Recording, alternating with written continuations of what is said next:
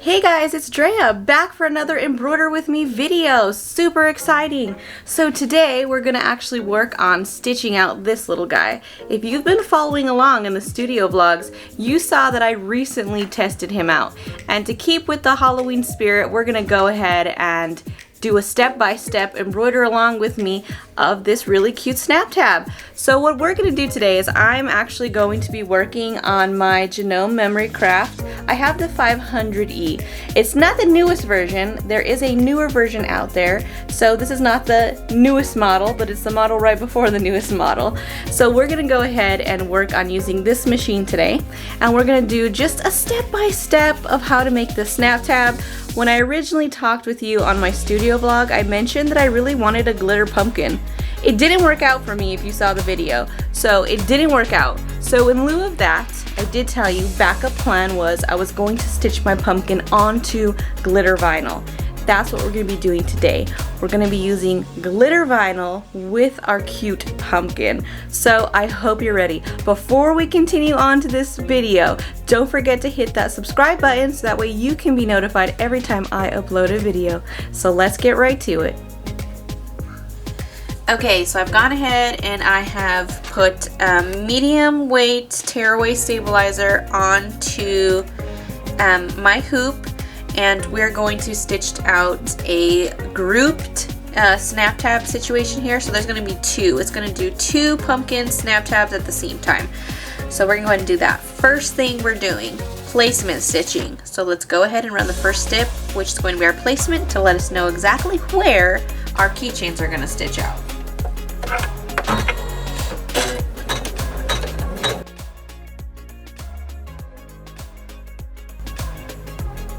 Okay, so next thing I'm going to do is I'm going to remove this hoop from my machine, and I'm actually going to bring it over because right next door I actually have this little cutting mat here.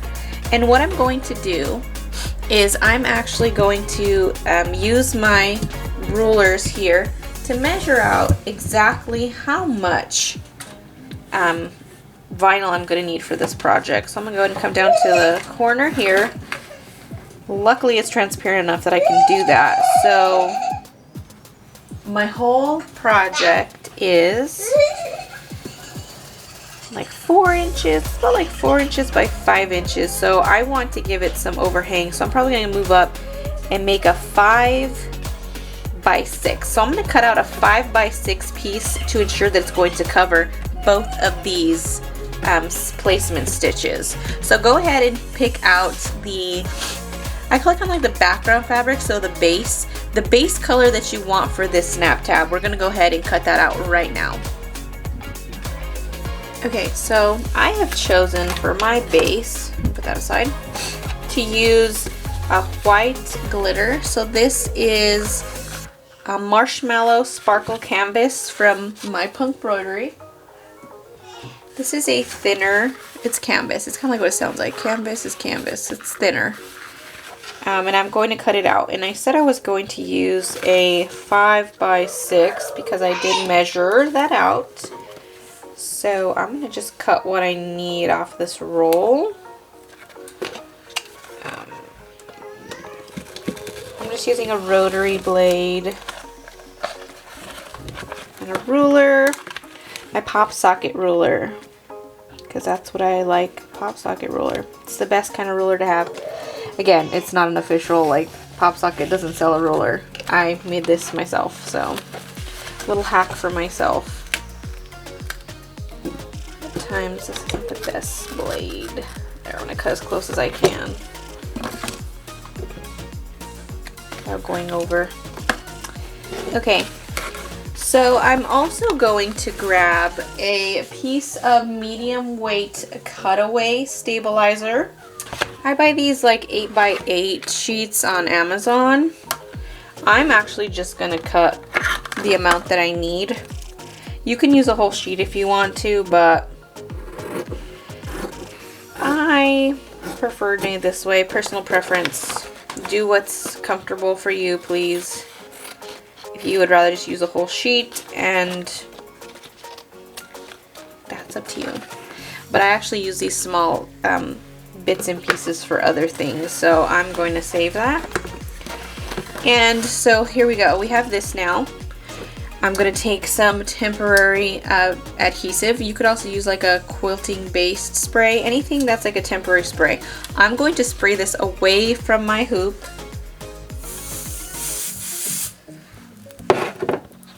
It becomes very sticky and I don't like the gunk. It does create a buildup of crud around your hoop. I don't personally like it because I don't want to have to clean it all off and I like things to look clean. So I did that, sprayed it, now I'm putting it on. Next thing I'm going to do is I'm going to also, right on top of that, lay down my sparkle canvas. And a little trick, some of the medical tape actually holds down projects on your hoop. It's crazy. Regular tape can work. Okay, I do also use Scotch tape, but for whatever reason, the like medical tape works the best. I also got this off Amazon. It's really good, especially at holding down cotton. So if you're making something in the hoop that has a cotton piece, it holds down cotton really well, which I can't say the same about just regular Scotch tape. It does not. But this is like amazing. Multi-purpose tape. I think I paid $3.49 for it on Amazon. You can also get it in your like subscription. I do subscribe and save, so I do get that thrown in my box occasionally when I'm out. Okay, so just a quick turnover. Make sure that everything is fully covered, which you can see because our stuff is nice and transparent. Now we're going to go ahead and take this over. So options for this. You can either run the placement stitch one more time to tack this down to your interfacing, or you can just proceed as is. I'm going to proceed as is. That's how I do things. You don't have to. If you feel more secure in the fact that this gets stitched down and it's not going to move, please make sure you do that before, because I will not be doing that. I'll be moving on to step 2. Okay, so moving on. Step 2 is going to be the placement stitching for our pumpkins.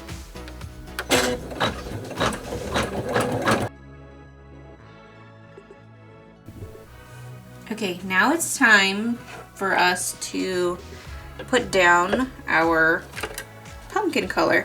I have chosen to use, this is Orange Promo from my Embroidery. I went ahead and cut out little rectangles that I know will fit over this pumpkin. So my rectangles are 2 inches by 3 inches. 3 inches is the widest, in the widest part of the pumpkin. So I cut 2 of those. So at this point, you can either take the riskier route, which I'm going to do, which is hold this down until it starts to stitch some out, or you can go ahead and get out your tape again and tape this down. You can also try using some 505 spray or some basting spray. I probably wouldn't, because I wouldn't want any residue to be on my backing, because we're going to go ahead and cut the pumpkin away later. So I would say tape it down or hold it down. But if you are not experienced with this, please do not hold it down. I do not want you sewing your fingers together. So I'm gonna make sure to stop my machine when it goes between each one, because I'm going to need to put the other one down before it starts stitching. So let's go.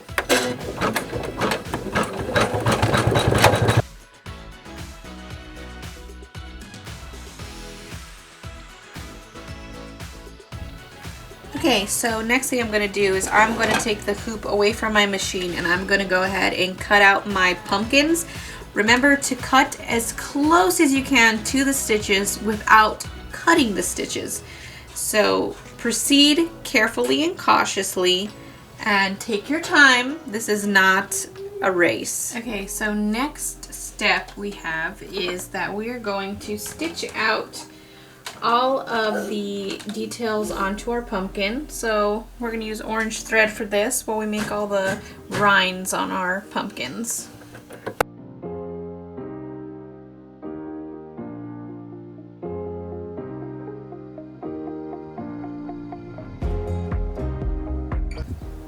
Okay, so now we have our pumpkin rinds done.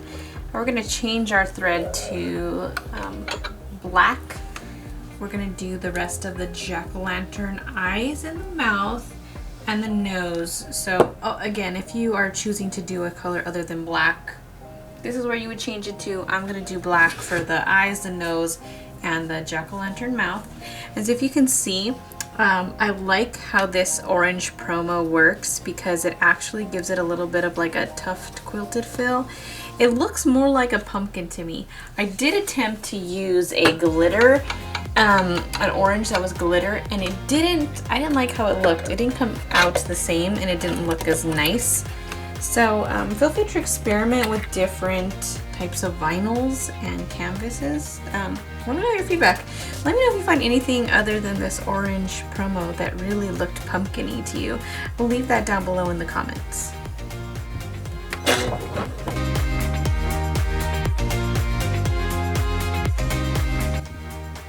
Next step on our journey is going to be, we're going to stitch out all the greenery. So this is going to be the stem, the leaves, and the little vine that is attached to our pumpkin. So go ahead and switch it out to the green of your choice.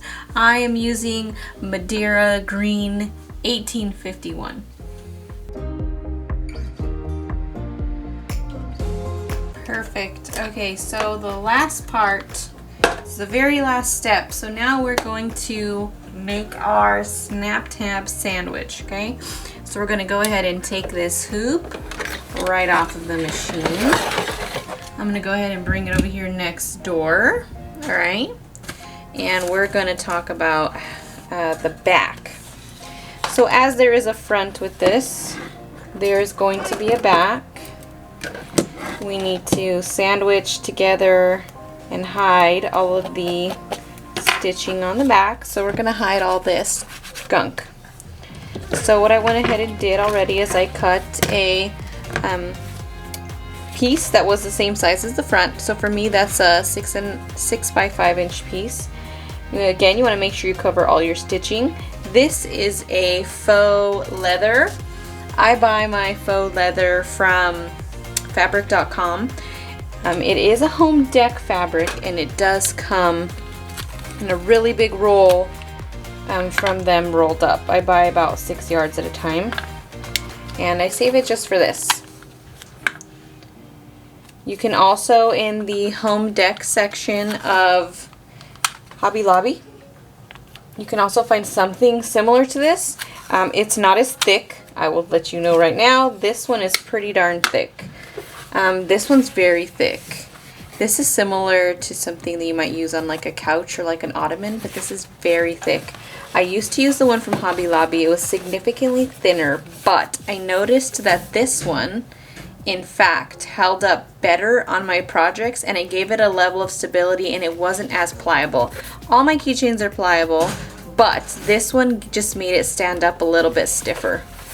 So I personally like that. I also like it too if you embroider onto the back, like to personalize it with a name or a monogram.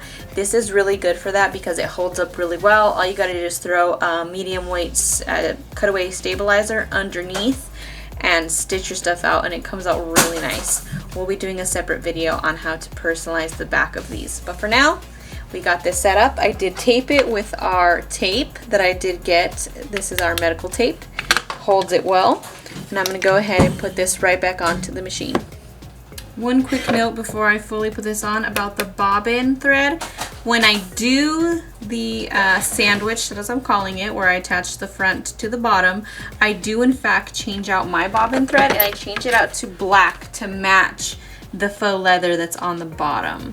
Personal preference. You may leave it as white or whatever you want to do, but that's kind of like my signature thing that I do at my store, so that way all the backs kind of look the same. I like it better because the black helps the thread blend more into the back, and it's not so obvious where the stitches are. Again, totally personal preference. I'm going to load the color I want to show up top, which for me is going to be white. I don't want it to show. I more so want it to blend in and be like a homogeneous type thing. I don't want to see it, but this would be a great place to use an accent color and to get some accent stitching going on. This would be the place to do it. I'm gonna let the pumpkin, however, be the star so I will not be using very bright stitching. And this is the end. This is going to make a beam stitch that's going to secure the top of our sandwich to the bottom of our sandwich.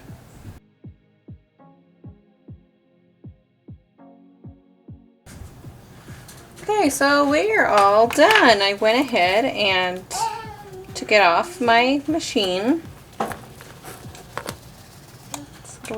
Okay, I did notice there's a tension issue on my machine. If you ever have this happen, maybe a few things from just what I've learned along the way. The bobbin's black and it's getting picked up and brought up to the top, even though it should be hanging out at the bottom of my project. Sometimes it's an issue with the bobbin. Sometimes you need to clean out the bobbin case, or sometimes it is simply just not, you got to rethread it on the bottom and reset it in. I know this has been happening with all the bobbins I have currently, and they cannot all be defective. So because of that, I know this is happening to me more and more. So I'm going to start off by cleaning out my bobbin holder after this, and then if that doesn't fix the issue and a new bobbin doesn't work, I'm gonna have to look into adjusting the tension, because it keeps doing that. Just a little side note, sometimes I try to tug on it a little bit and it'll make the black come back down. That one won't work on that one, but anyways, so let's just continue. So now feel free to remove your project from its confinement. We're no longer going to use the embroidery machine.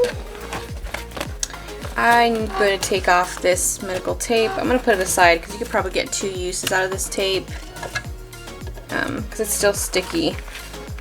And the one I got, like I said, it was $3 for that, so hey, why not use it one more time? And then I'll trash it. Same thing with the one on the front. And I just take them off. I just kind of lay them, I stick them around my table so I can easily assess them. Who's getting an assessment here? Apparently me. Or need an evaluation, or both. Alright, so feel free to tear away your tearaway stabilizer at this point. Rip it away. Rip it away.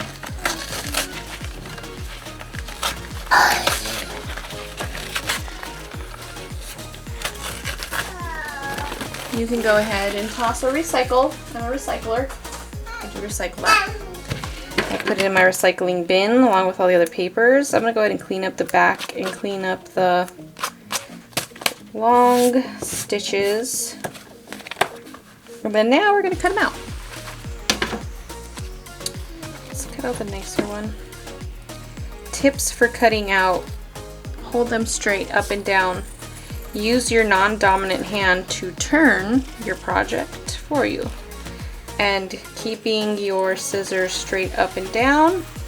If you tilt your scissors, and this is straight up and down, I don't know if you can tell from the angle that I am cutting, but the scissors are straight up and down. The scissors are not moving so much as my non-dominant hand is what's moving. At first it felt really awkward and uncoordinated, but now I've conditioned myself to only be able to cut this way.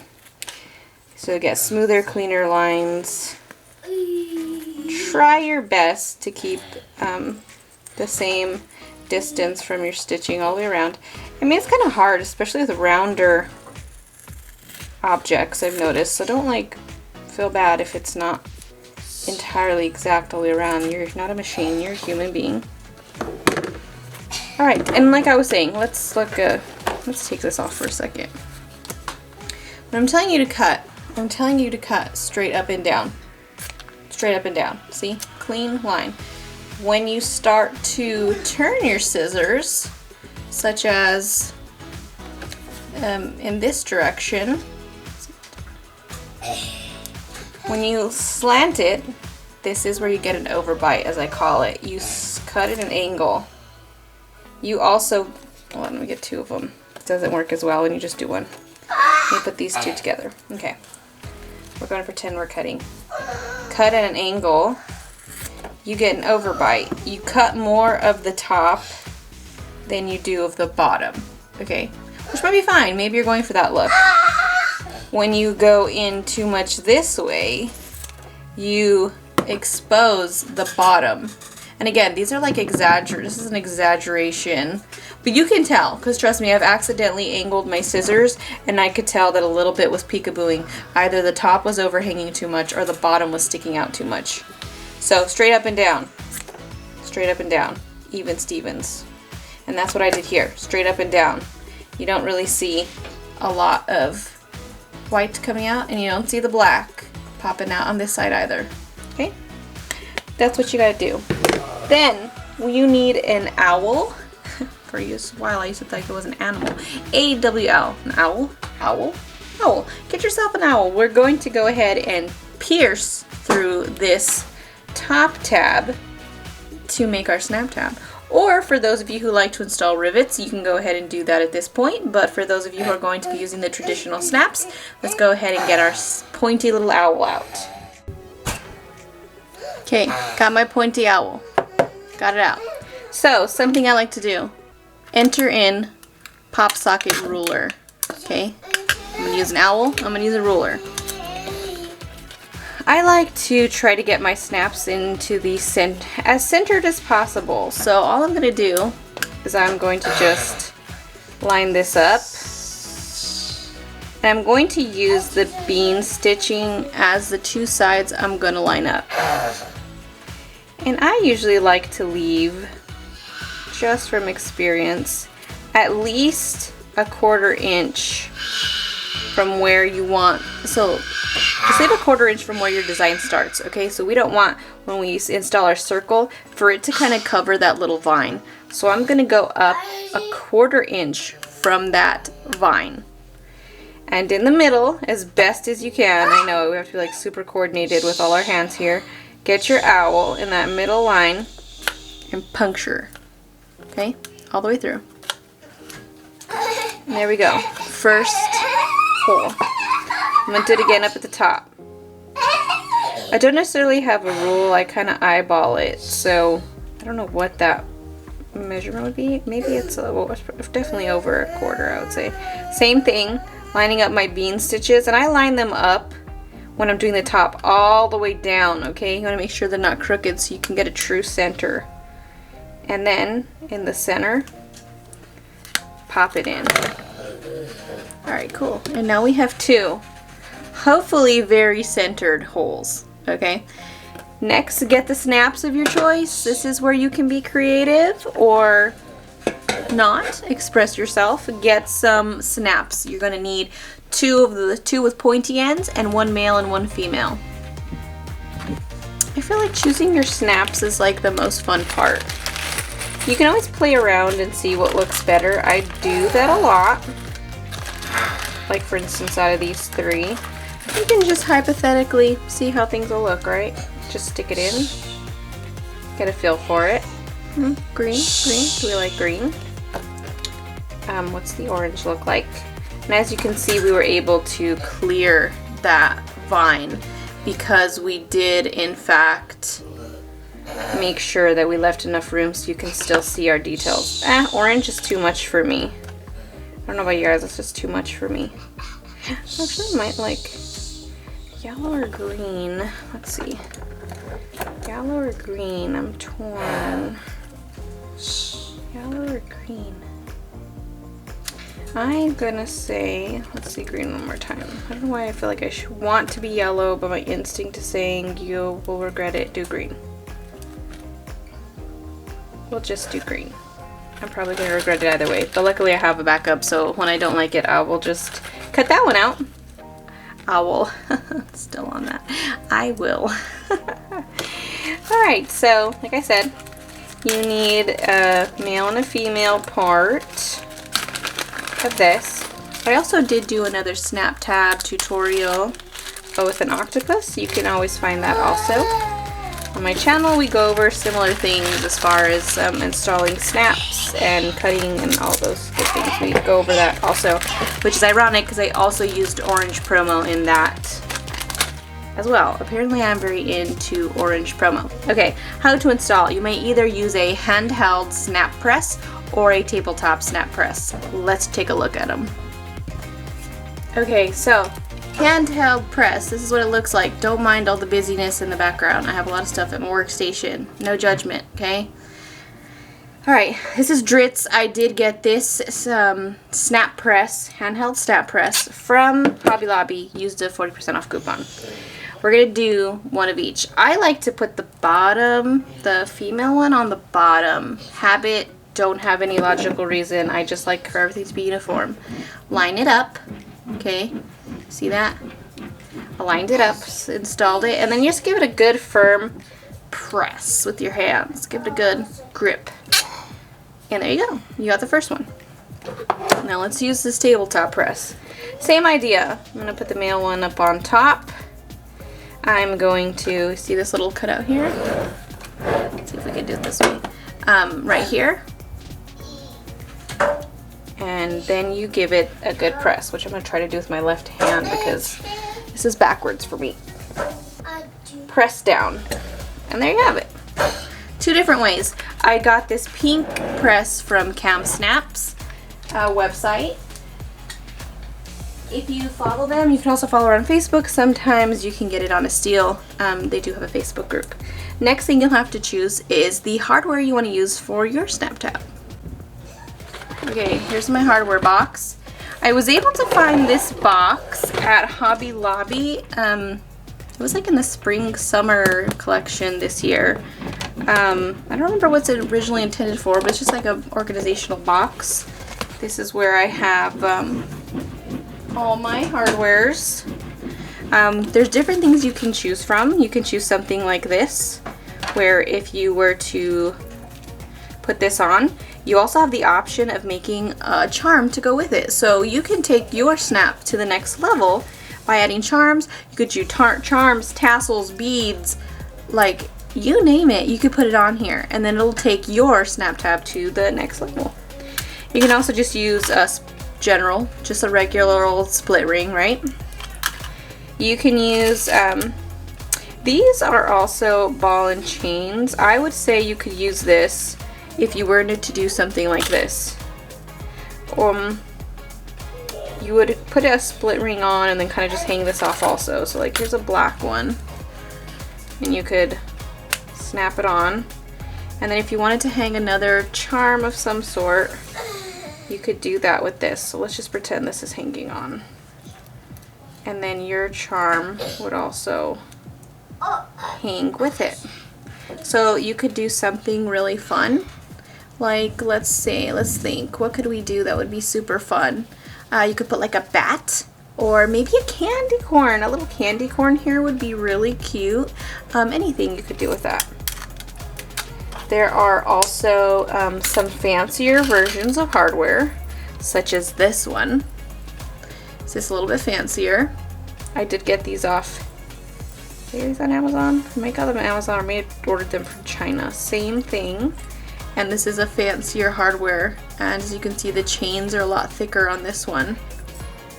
So it looks more luxurious when you use this one. Fancier. It looks like you got some fancy stuff going on. I also have them in different colors. You know, I got me a rose gold. Then there's this one. Also fun. You can get these at Amazon. And this would take your snap tab also to the next level. The gold makes it look really fun. And this is different. So this one has a split ring and a lobster clasp.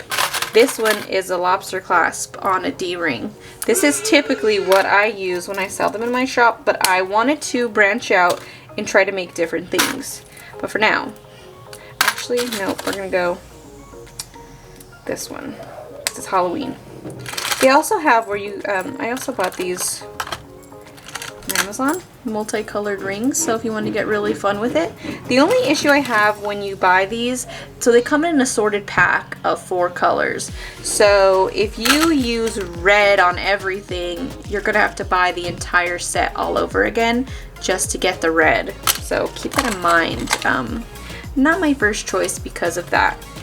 But yeah, here we go. We got our little guy all set up, and I chose to use matte black. And there he is, all done. And again, just so you can see, this is my hardware collection that I have acquired. I actually have more hardware, but I made the mistake of not buying another one of these, so I have to have a separate box where they're kind of all just loose and it looks ugly. But this is the fancy box that I got to show you guys today. So guys, what did you think? Easy? Easy enough? So these are the two that I had come up with. My two versions, the original and then the one we worked on today. So what'd you think? Pretty easy, right? I think snap tabs are a really easy project for anyone to do at any skill level. They're really easy. All you need is the embroidery machine. These do come in a 4x4 option, so even if you have a starter machine that has a 4x4 hoop, you are able to make snap tabs. So don't be afraid, get out there and make it happen. If you in fact stitch out this design, please tag me on Instagram. I would love to see your makes, guys. Share with me what you're doing. I would love to see the color combinations you choose and how you make it uniquely yours. I love seeing what you guys do with all these designs that I put out. So I really appreciate it. Don't forget to like and subscribe for more videos. And until next time, friends, bye-bye.